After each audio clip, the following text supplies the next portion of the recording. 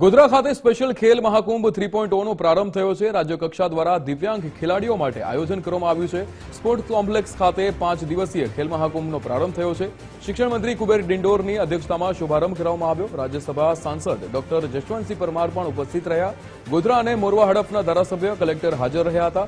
Range IG સહિત રમતગમત વિભાગના અધિકારીઓ પણ હાજર રહ્યા। શિક્ષણ મંત્રીએ હિન્દી શેર થકી ખેલાડીઓનો ઉત્સાહ વધાર્યો હતો। સ્પોર્ટ્સ ઓથોરિટી જિલ્લા રમતગમત કચેરી દ્વારા આયોજન કરવામાં આવ્યું, જેમાં બ્લાઇન્ડ વેલફેર કાઉન્સિલ દાહોદના સંયુક્ત ઉપક્રમે આયોજન થયું।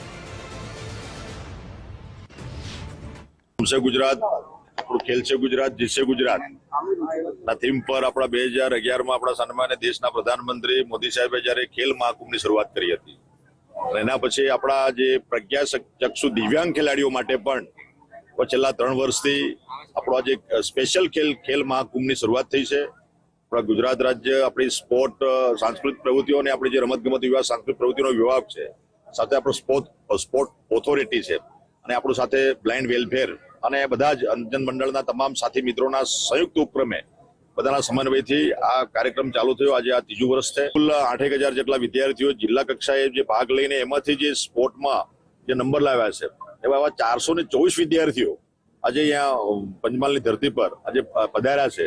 એમાં અલગ અલગ પ્રકારની જે રમતો છે, ચેસની રમતો 200 જેટલા ખેલાડીઓ છે અને બાકીની જે રનિંગ છે, ક્રિકેટ છે, બધી જ રમતો છે એમાં આપણે વિદ્યાર્થી મિત્રો જે ભાગ લેવાના છે એમને મારી ઢેર સારી શુભકામનાઓ।